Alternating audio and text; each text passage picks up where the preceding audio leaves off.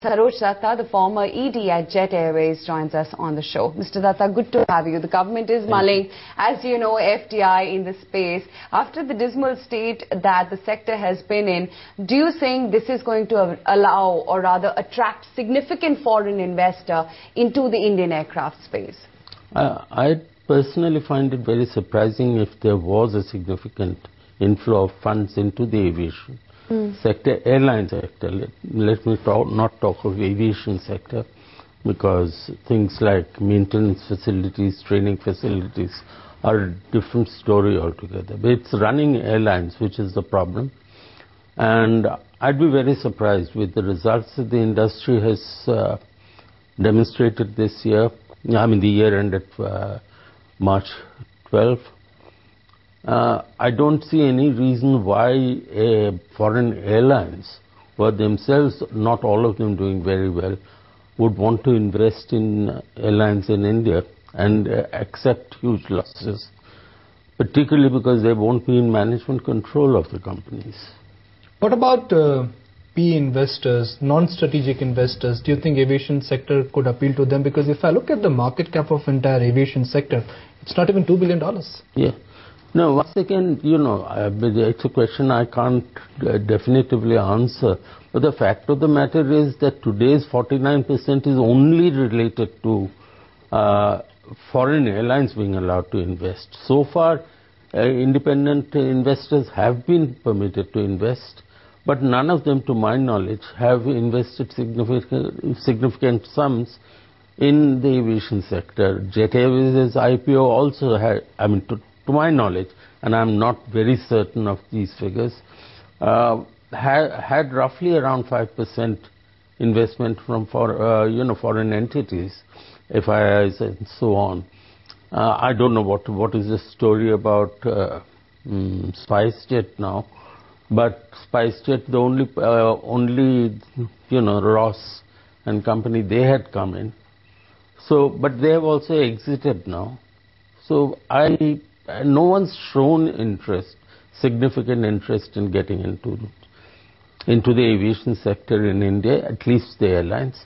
Yes, today's newspapers do talk of Emirates saying they're very interested, but simultaneously they're also talking of increasing their operations in India from 185 flights to, 200 plus, adding more stations in India. So why would they do it and also invest in a domestic Indian airline? So, Mr. Datta, as an industry watcher, what would FDI do, if at all it even comes about today, and what would it mean in particular for beleaguered companies like a Kingfisher Airlines, which is in desperate need of funds? Yeah, what are the caveats that are built in by a foreign investor which may be acceptable to Kingfisher, Dr. Vijay Mallya and so on, are difficult to guess at this point. Whether they'd want a place in the board membership, management of the company, changes in the management, those are things which are impossible to say. Now, because in order to get funds, any airline owner were to decide to do that today, that is a specific case. It's not a general flow of funds into the industry, and their purpose in investing would be largely to improve the management of the company, if nothing else. But if it's an airline, the airline's interest is to get more traffic from the rest of the country being channeled into their operations into and out of India, and reducing the number of flights they operate on to other points in India. But that again is a long-term story. It is not an overnight issue. I have personally always been a little doubtful about the benefit, about what likely benefit would flow from allowing foreign airlines, because this FDI is really today in terms of foreign airlines. Today, and it has become 49% because with 26% there was some SEBI problem about ownership being offered to others, or shares having to be bought from the current owners and so on. So therefore now they're talking of 49%, but I don't see any single airline coming in with a 49% in this market. So, Mr. Datta, the Indian aviation industry currently has 6 players, 4 large, 2 small. Do you see serious M&A activity in the aviation sector in the next 12 to 24 months? M&A probably no, but very, very unlikely, because there are very difficult issues of mergers taking place within the Indian domestic aviation, because only, for example, Jet operates with Boeing 737s. The only other carrier which operates in the domestic market is SpiceJet. Similarly, A320s are the base for Kingfisher, and A320s are Indigo. I mean, whoever else is left out of that. So mergers are very difficult to my mind, and from what has been happening for the last few months, it seems that no one seems to be interested in closing down an airline. Is always constantly looking for, sustenance in some form, hoping that someone else would go out of business, I guess. So, it has been certainly been deregulated to some extent, but I think deregulation is not happening to the fullest extent. Market forces are not playing the full part that they should.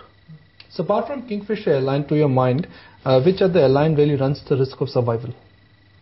Well, I honestly don't know the results of SpiceJet very well. Indigo have done very well so far, but they're not a publicly listed company, so I'm not so sure what results to look at. But Aditya Ghosh, their chief executive or president, whatever he's called, he recently made a statement that this financial year's result, I presume he meant FY12, that will be a fraction of what they achieved the year before.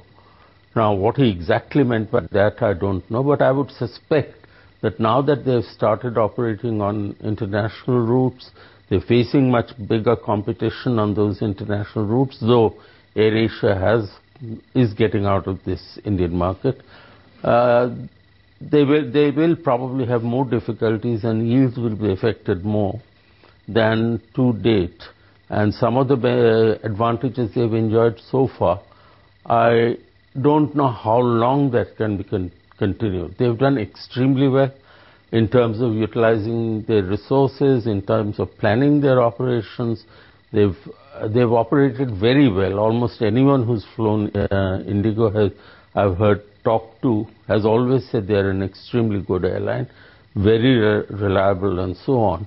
But they have also been good at not spending money on maintenance by making their deals with the lessors and the sellers of aircraft, so that they don't have to make heavy investments in a maintenance costs. You've told me about SpiceJet, you've told me about Indigo. What about Jet? Does it run the risk of survival? Do you think it would be fair of me to talk about Jet?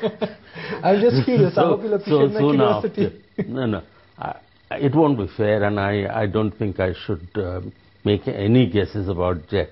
If I make any guesses, that shall remain in my own mind. Really appreciate your time, Mr. Datta. I'm glad you could accommodate this interview request.